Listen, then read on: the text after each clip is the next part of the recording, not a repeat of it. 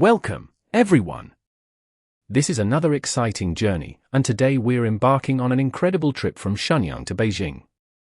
We'll be traveling by China's high-speed bullet train, experiencing the journey, enjoying the scenery along the way, and discovering what awaits us in Beijing. Now we are here at Shenyang North Railway Station.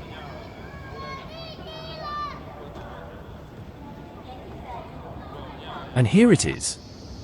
Our bullet train has just arrived at the platform, and now our journey is about to begin. From Shenyang to Beijing, we're ready for an exciting journey aboard China's high-speed railway. So, let's get on board and begin our adventure.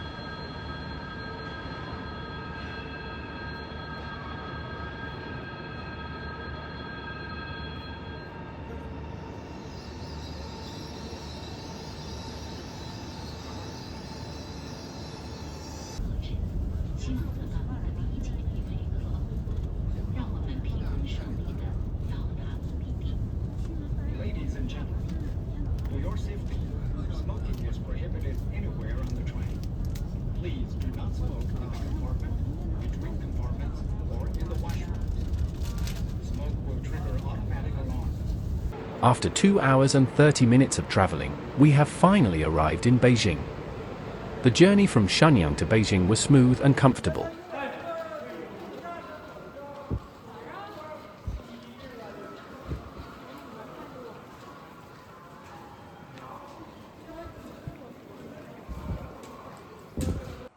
After arriving at Beijing Railway Station, we're now heading to the metro station. We'll take Metro Line 2 to get to our hotel. Beijing's subway system is one of the most convenient ways to travel around the city, so let's get on the train and make our way to the hotel.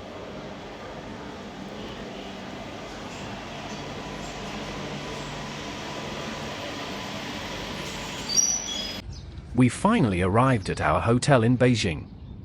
We'll be staying here for the next 2 nights and 3 days, giving us plenty of time to explore this amazing city. Now, let's check in, drop off our luggage, get some rest, and get ready for our Beijing adventure. In 2 nights and 3 days we explore. On our first day, we'll visit some of Beijing's most famous landmarks, including the Temple of Heaven, the Imperial Ancestral Temple, Baitar, the National Aquatic Center, and the Olympic Sports Center Gymnasium. And on our second day, we're heading to one of the most iconic places in China, the Great Wall of China.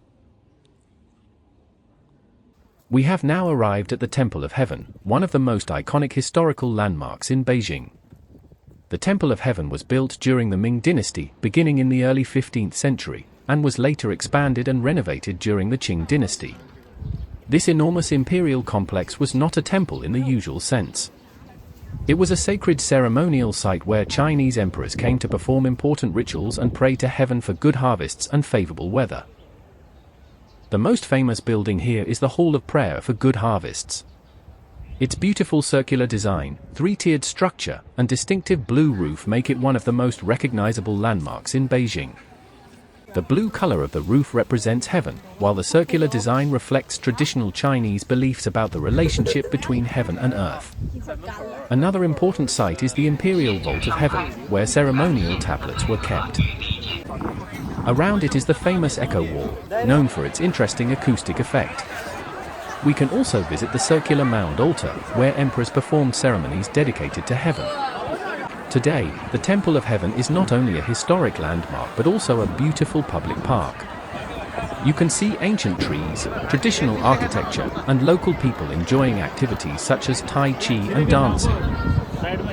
The entire complex gives us a fascinating look into China's imperial history, traditional architecture, and ancient beliefs. And now, let's continue exploring the Temple of Heaven and discover what else this incredible place has to offer.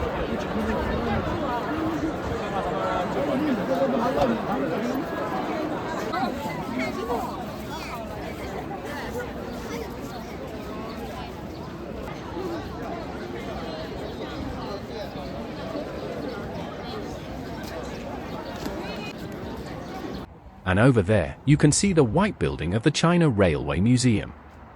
It's an interesting landmark for anyone who loves trains and wants to learn more about the history and development of China's railway system.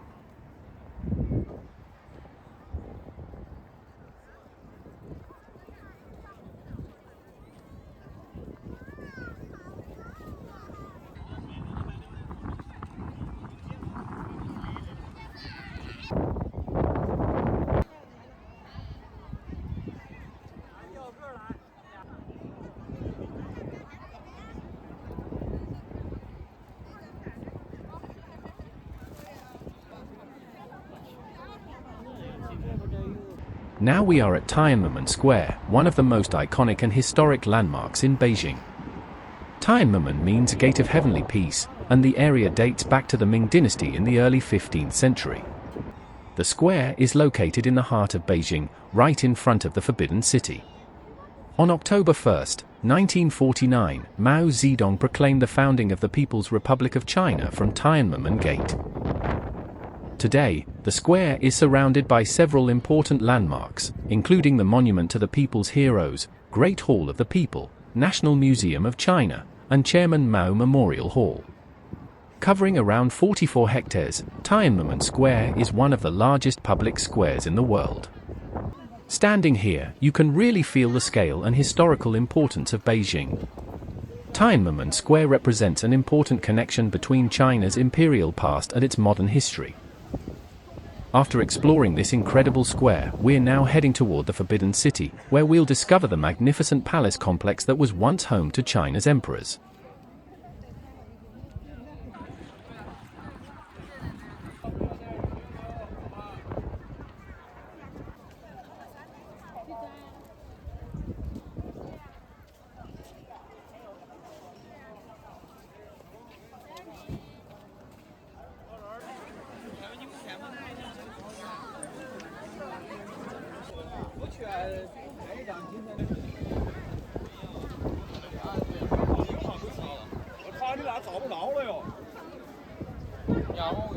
Now we are entering the Forbidden City, one of the most famous and fascinating historical landmarks in Beijing.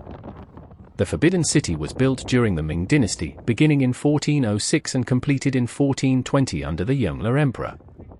For nearly 500 years, this magnificent palace complex was the home of China's emperors and the center of imperial government. In total, 24 emperors of the Ming and Qing dynasties lived and ruled here.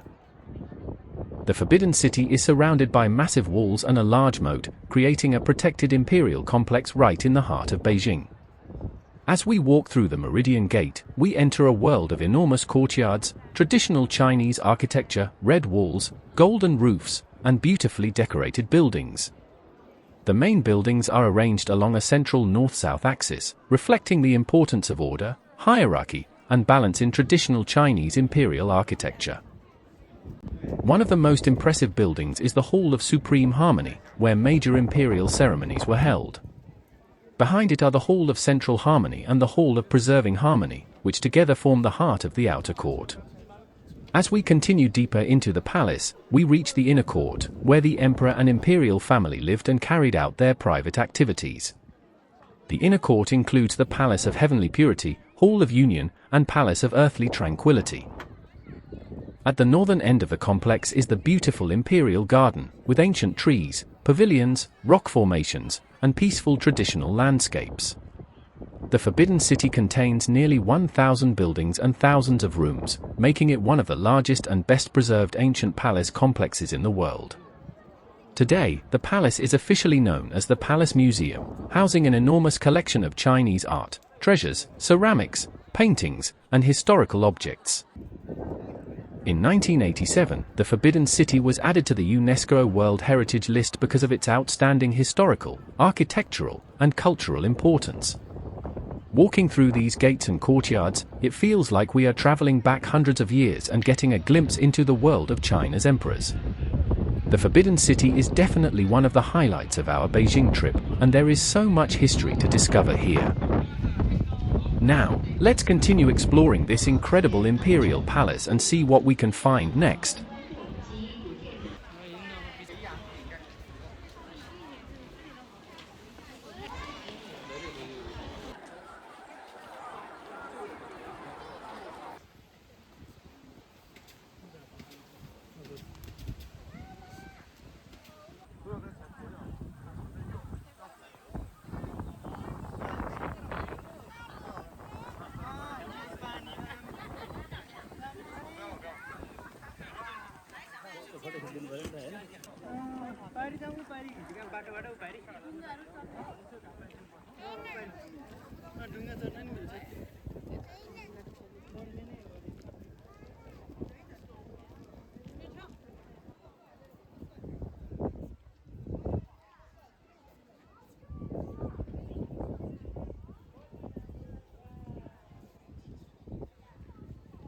And here, you can see a Chinese couple performing a beautiful street dance. Their movements are so graceful and perfectly synchronized, and it's wonderful to see people enjoying music and dance in the middle of the city. Moments like this add a special local touch to our Beijing journey and make the travel experience even more memorable.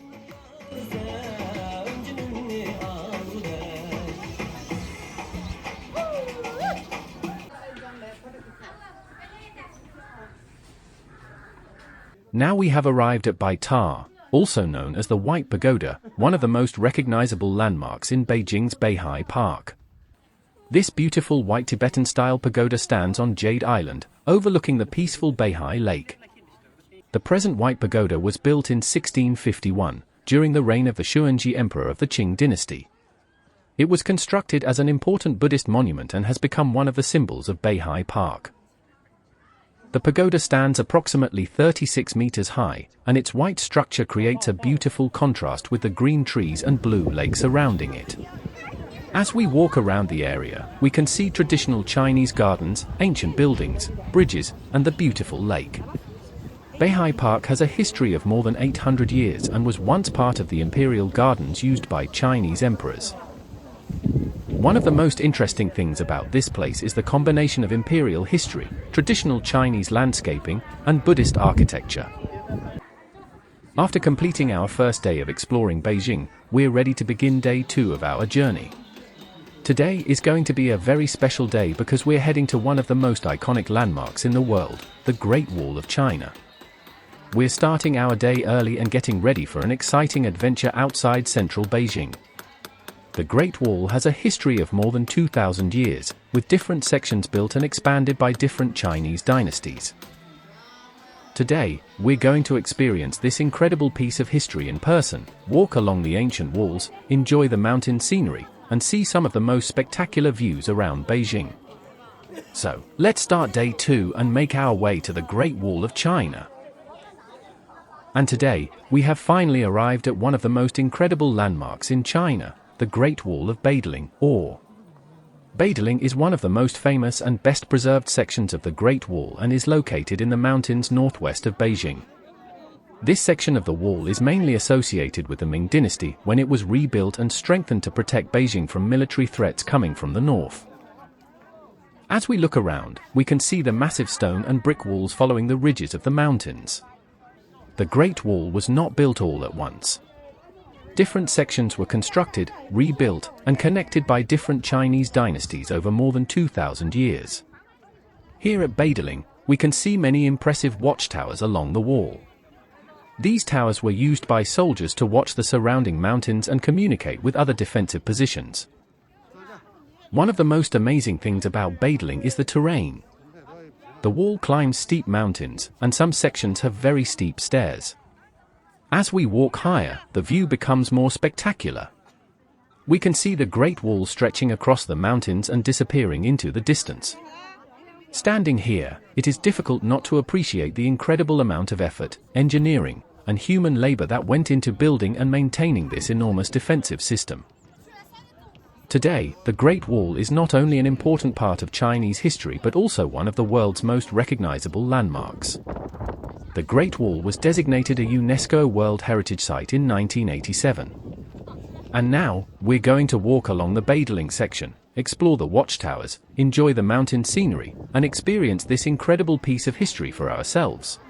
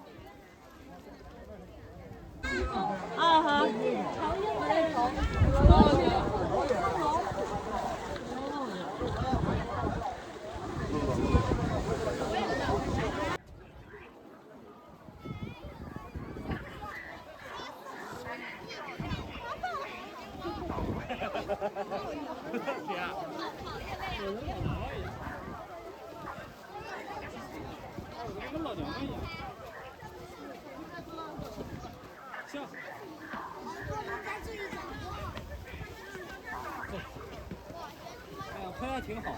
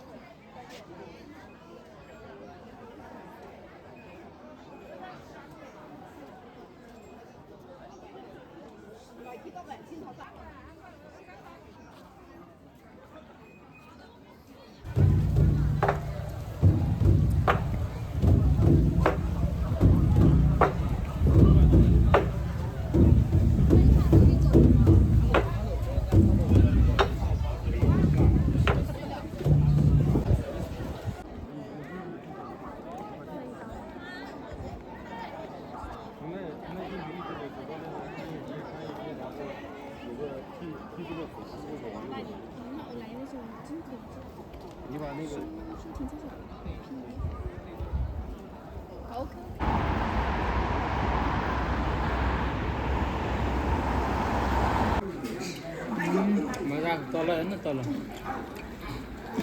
After completing our Great Wall adventure, we've now arrived back in Beijing at night.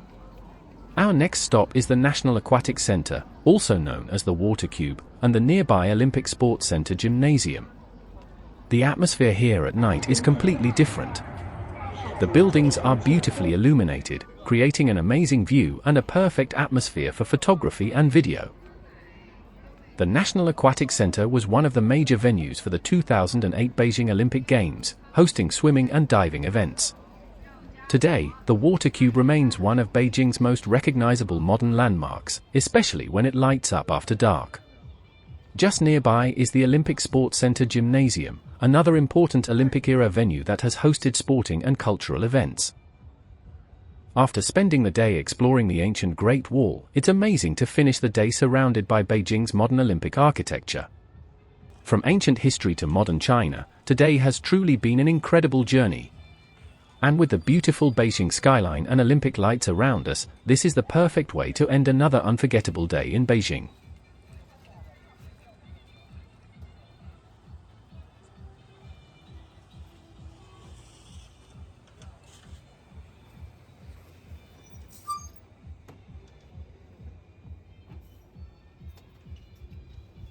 After completing our sightseeing for the day, it's finally time to enjoy one of Beijing's most famous specialties, Beijing roast duck.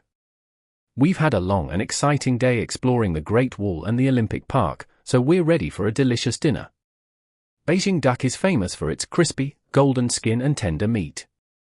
Traditionally, it is served with thin pancakes, cucumber, spring onions, and a sweet savory sauce. I hope you enjoyed our Beijing travel adventure and had a great time experiencing this journey with us. From our high-speed train journey from Shenyang to Beijing, to exploring the Temple of Heaven, Tiananmen Square, the Forbidden City, and the beautiful White Pagoda, every place gave us a new experience. We also had an unforgettable adventure at the Great Wall of Beijing, enjoyed the beautiful Olympic Park at night, and finally finished our trip with the famous Beijing roast duck. It was an amazing journey filled with history, culture, beautiful scenery, delicious food, and unforgettable memories. Thank you so much for watching and being part of our journey. If you enjoyed this video, please don't forget to like, subscribe, and share the video.